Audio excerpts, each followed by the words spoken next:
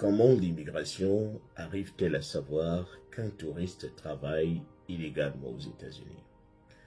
Bonjour les amis, j'espère que vous allez bien, c'est le Général Alligator et bienvenue encore sur la plateforme Mentalité Alligator. Si c'est la toute première fois que vous tombez sur une de mes vidéos, rassurez-vous d'être abonné. Vous allez certainement apprécier certaines de ces vidéos qui sont postées ici et là. Et si vous êtes un ancien abonné, alors continuez à liker, continuez à partager et à commenter, parce que ce sont ces commentaires et ces partages qui font en sorte que nous soyons plus connus et que les autres soient plus informés. Alors, comment l'immigration arrive-t-elle à savoir qu'un touriste travaille illégalement aux États-Unis? Lorsque vous arrivez pour la toute première fois, on regarde votre entrée. N'oubliez pas, il y a ce qu'on appelle le I-94. Et le I-94, c'est en quelque sorte ce petit système électronique qui leur permet de savoir à quel moment vous rentrez aux États-Unis et à quel moment vous repartez. Donc, ça contrôle les entrées et les sorties de tous les étrangers. Alors, imaginez que vous arrivez ici aux États-Unis au mois d'août. On vous donne 6 mois, parce qu'après la petite interview de l'aéroport, on a finalement accepté de vous donner 6 mois aux États-Unis. Vous êtes un touriste. Vous restez 6 mois et vous faites par exemple 5 mois, pratiquement 6, et vous retournez dans votre pays. 2 mois après, vous vous repointez. Alors, voilà, c'est là où les choses vont commencer. Lorsque vous vous repointez 2 mois après, on commence l'entrevue. C'est-à-dire la petite interview de l'aéroport ne sera plus une petite interview simple, mais celui qui va vous interviewer à l'aéroport va se rassurer que lorsqu'il va vous laisser entrer, que vous ne venez pas pour travailler. Mais pour le faire, il va falloir poser certaines petites questions qui vont lui permettre de savoir exactement pourquoi vous mettez autant de temps lorsque vous arrivez, et surtout que lorsque vous êtes reparti dans votre pays, vous n'avez pas mis assez de temps, vous êtes revenu 2 mois après. Est-ce que vous faites des affaires ici? C'est-à-dire, il va chercher à savoir si vous êtes un homme d'affaires.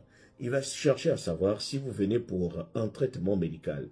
Parce que ce n'est que dans ces options-là qu'on peut se dire, oui, on peut faire un voyage non planifié, c'est-à-dire à cause par exemple, à cause de la maladie, j'ai dû arrêter tout ce que je faisais et je suis venu me faire soigner. À cause d'un contrat que je dois signer, j'ai dû arrêter tout ce que je faisais et je suis venu signer ce contrat.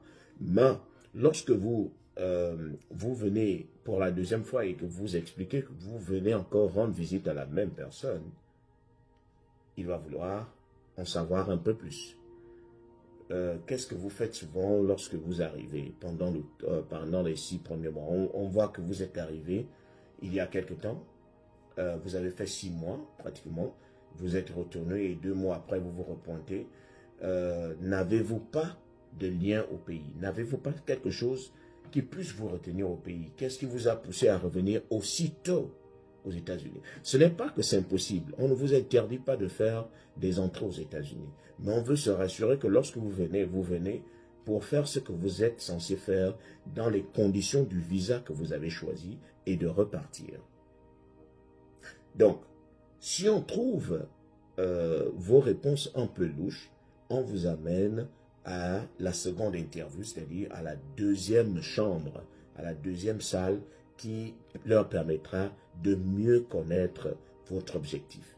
Et à la deuxième salle, je vous assure, c'est la salle où on va vous saucissonner, c'est la salle où on va vous... They're gonna pepper you. Ils vont bien vous pimenter, c'est-à-dire, ils ont le droit de demander votre téléphone. Parce que généralement, lorsque quelqu'un vient avec des intentions de travailler, ces conversations mettant en exergue son objectif premier, commencent sur WhatsApp. C'est-à-dire, la personne est déjà en contact avec quelqu'un qui est aux États-Unis et la conversation se passe sur WhatsApp. Donc, il pourrait arriver qu'on te prenne le téléphone et qu'on rentre dans WhatsApp, qu'on tombe sur des conversations que tu as avec un employeur ici ou encore avec un ami à qui tu as demandé si le boulot était toujours ouvert. Donc, ça, ce sont des signes.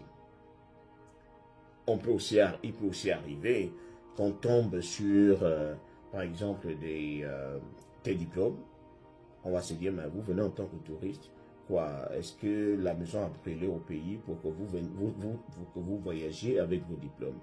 Comment se fait-il que vous venez passer un petit séjour, mais vous apportez tous vos diplômes?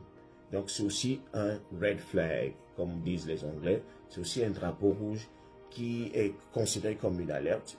Ils vont certainement se méfier de vos réponses et ils vont commencer à appeler ici et là pour fouiller. Ils vont prendre l'ordinateur, ils vont commencer à questionner pour voir un peu là où vous êtes allé travailler de manière illégale. Sinon, appelez même certains membres de vos familles en les piégeant pour savoir exactement si vous venez travailler aux États-Unis.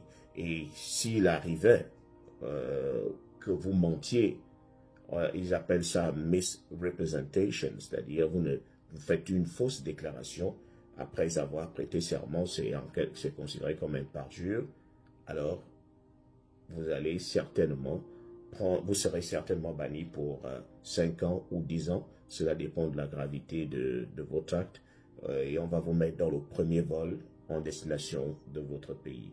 Donc déjà, ce sont les techniques qu'utilise l'immigration pour savoir exactement vos intentions.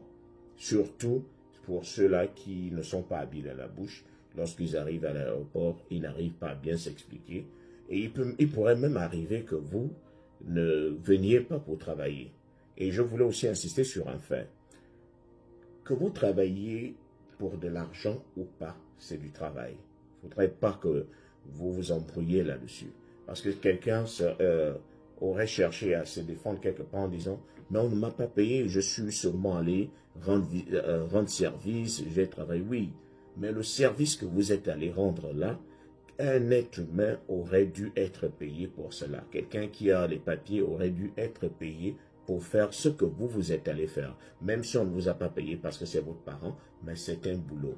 Donc, il considère cela comme étant travailler illégalement.